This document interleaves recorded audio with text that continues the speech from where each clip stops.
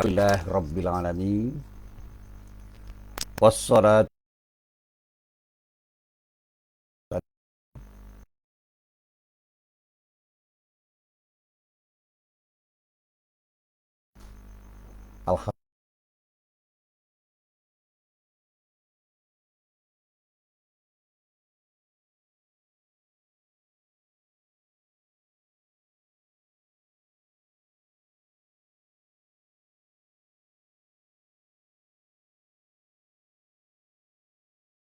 Alhamdulillah pagi hari ini kita bisa bertemu dan berharap sekali untuk pertemuan kita pada pagi hari ini Allah Subhanahu wa taala.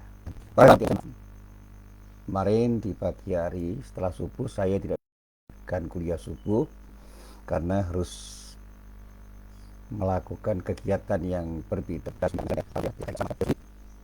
sehingga karena di Jakarta pada waktu yang sama saya harus memerlukan persiapan karena saya harus sedang cerah pertumbuhan perkembangan dunia Islam yang sifatnya jebal segala dari aspek-aspek yang berbeda-beda, aspek budaya, aspek pendidikan, politik, dan ekonomi lain termasuk masalah-masalah keagamaan. Dan saya harus mencari bahan yang cukup untuk saya kemas ulang dan saya sampaikan secara lebih sederhana dan mudah-mudahan itu bermanfaat. Pada pagi hari ini saya kembali ingin bercerita tentang sesuatu yang berawal dari pertanyaan-pertanyaan sahabat saya, teman-teman saya dan para jamaah yang seringkali bercengkerama, berbicara, berdiskusi tentang persoalan-persoalan yang dihadapi sehari-hari. Ada persoalan pribadi, persoalan keluarga, persoalan rumah tangga, persoalan sosial, budaya, dan persoalan lain yang kadang-kadang memerlukan perenungan yang dalam itu untuk mendiskusikannya dan mengatakan dengan pernyataan-pernyataan yang bijak.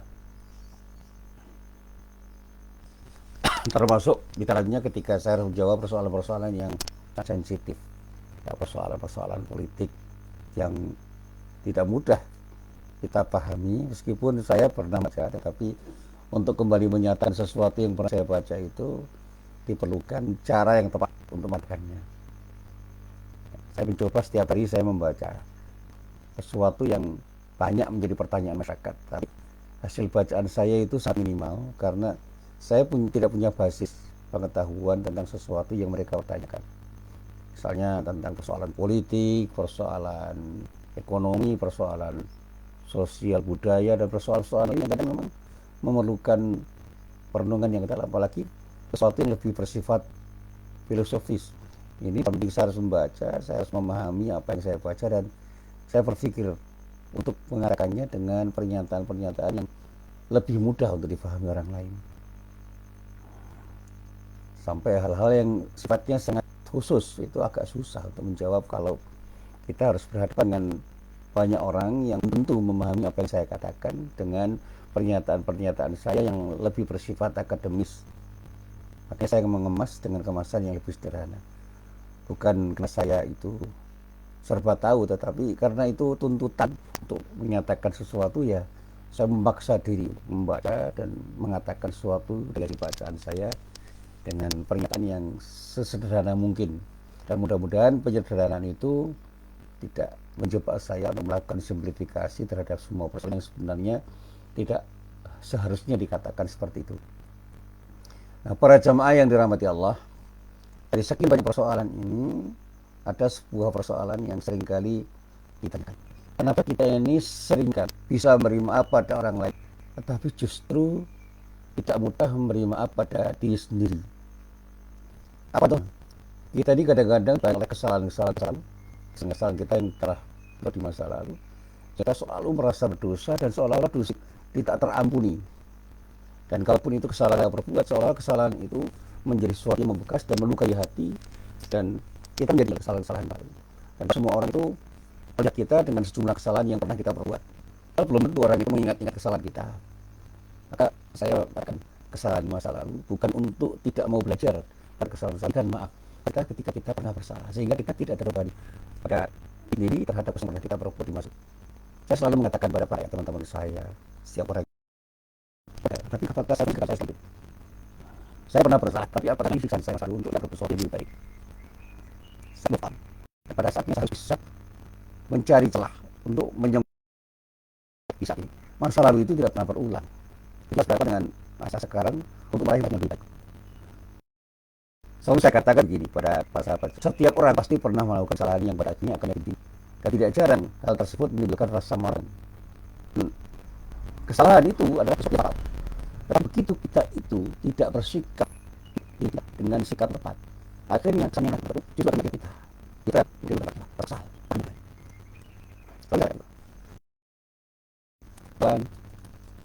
Dan kemarahan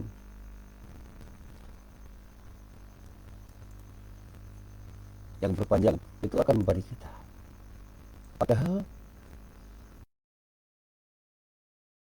dan kesalahan dan saya katakan dendam yang diakibatkan oleh kekecewaan kesalahan itu tidak baik bagi diri kita karena bisa dengan sebab lain saja tidak bagus, apalagi ketika kita dendam. Jadi saya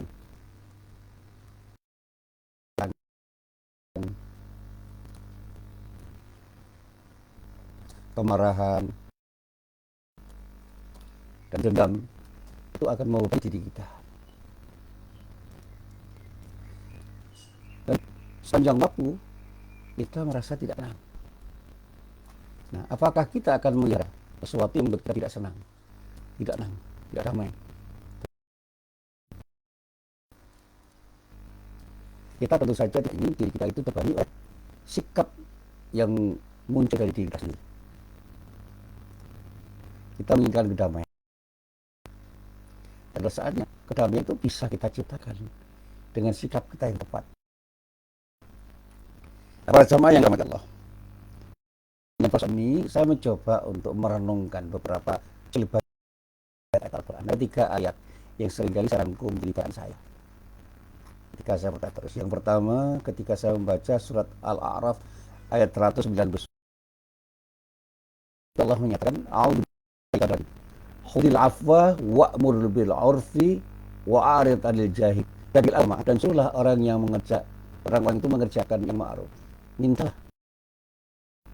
untuk mengerjakan yang ma'ruf serta berpalinglah dari orang-orang yang para jamaah yang dirahmati Allah. Ayat ini kita mencoba merenung. Kenapa kita ini tiba-tiba tidak menjadi maafkan diri kita sendiri, padahal kita minta untuk diri kita akan memaafkan orang lain. Kita seringkali meminta orang lain untuk mengerjakan sesuatu yang baik, yang ma'ruf, serta berpaling dari orang-orang yang bodoh. Tapi kita justru tidak mau melakukan yang ma'ruf dan bahkan terjebak pada kemungkaran. Dan bahkan kita ini tidak hanya berpaling dari orang bodoh, tapi tidak juga berpaling dari kebodohan kita sendiri. Nah, ini kesalahan yang kita perbuat, kesalahan diri kita sendiri. Di dalam ayat yang lain, teman-teman, misalnya ketika saya baca surat Ali Imran ayat 133, di dalam ayat itu sari'u ila maghfiratin min rabbikum wa jannatin 'arduha as-samawati wal ardu lil muttaqin alladhina yunfiquna fil sarai wad dharai wal kadhimina al ghaidha wal 'afina 'anil nasi wallahu yuhibbul muhsinin. Kita teruskan sampai ayat 136. Dan bersegera kepada ampunan. Berserahlah kamu semua pada ampunan dari Rabbmu dan kepada orang-orang takwa, yaitu orang-orang yang menafkahkan hartanya baik di waktu lapang maupun sempit, dan orang-orang yang menahan amarahnya dan memaafkan kesalahan orang. Allah menyukai orang-orang yang berbuat kebajikan. Sekali lagi, kita diminta untuk memaafkan kesalahan orang. Dan kalau kita itu bisa memaafkan kesalahan orang, kenapa kita tidak bisa memaafkan kita sendiri atas kesalahan yang pernah kita berbuat?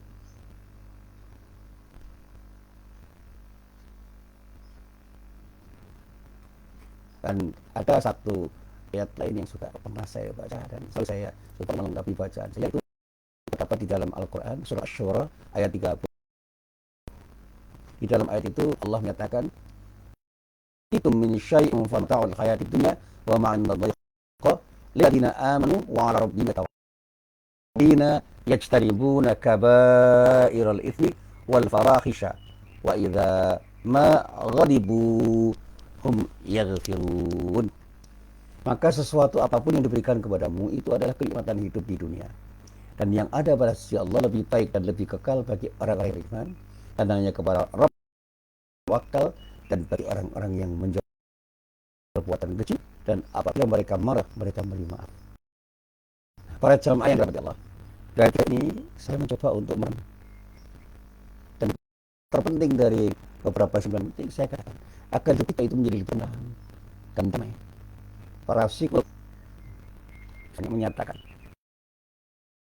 dan saya baca minimal ada 10 cara kita untuk makan diri sendiri yang kita bisa kita tentu harus bergantung pada orang lain. Kesimpulan itu kita mau maaf supaya kita itu menjadi tenang damai. Para psikolog menurut apa yang saya baca menyatakan minimal ada 10 cara yang bisa kita coba untuk kita lakukan tanpa harus bergantung pada orang lain. Saya katakan dengan bahasa yang itu. Pertama, bagaimana kita bersikap ikhlas untuk menerima segala sesuatu yang pernah terjadi pada. Yang pertama, langkah awal yang harus kita lakukan memunculkan rasa ikhlas dan bersikap lapang dada terhadap sesuatu yang telah terjadi pada hidup kita. Ikhlas sudah ada di dalam hati. Jika ikhlas sudah ada di dalam hati, insya Allah kita akan bisa mengalami ketenangan mendapatkan. Baiklah, kita berani dan menghadapi masalah dengan sabar apa. Yang kedua, percayalah bahwa selalu ada hikmah. Jangan cepat kita percaya bahwa ada hikmah dari yang bisa kita petik itu esok terjadi. Kita percaya bahwa semua yang terjadi akan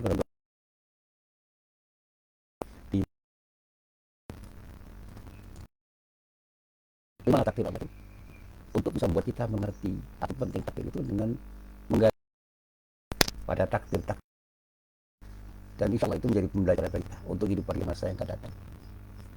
Yang ketiga, belajar untuk berpikir terbuka. Buang jauh-jauh biasa untuk berpikir dan menilai sesuatu hanya dari sudut pandang saja. Jangan pernah berpikir sempit, jangan tertutup.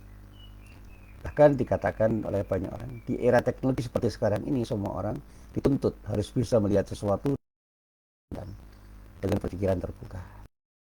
Karena itulah kita akan lebih mudah memaafkan kesalahan kita yang pernah kita lakukan.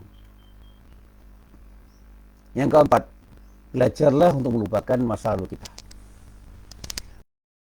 Merupakan bagian dari perjalanan hidup kita, tetapi dengan mengingat masa lalu yang terus-menerus bisa menghantui diri kita. Dan akan terus-menerus menghantui diri kita.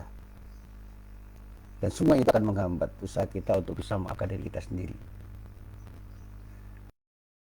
Pada diri saya harus dipastikan bahwa kita telah berdamai dengan masa kita. Kita harus memastikan bahwa kita benar-benar telah berdamai dengan masa lalu kita. Kita maafkan diri kita, tapi jangan pernah menyesal yang pernah kita lakukan untuk kesalahan-kesalahan yang membuat kita menyesal itu membebani diri kita. Jangan katakan bukan berarti kita harus terus meratapi manusia seperti ini. Semua pasti bersalah. Kita tidak pernah salah. Karena rela masalah. Bersalah yang berkaitan buat kita lupa akan maaf. Janganlah terus-menerus meratapi diri. Ayo, mulai kita bangkit, kumpul.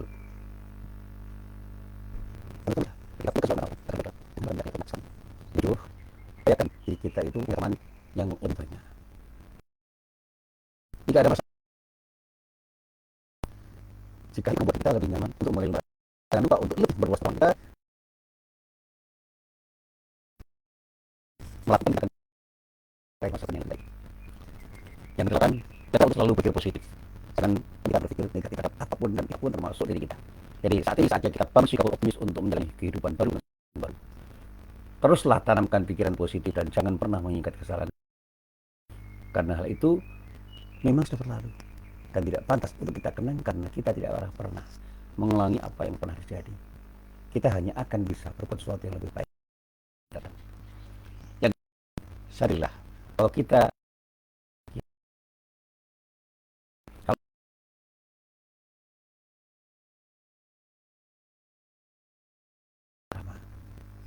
Dengan menyadari bahwa kita termasuk diri kita, akan lebih cepat membuat diri kita terlepas dari bagian kesalahan kita di masa lalu.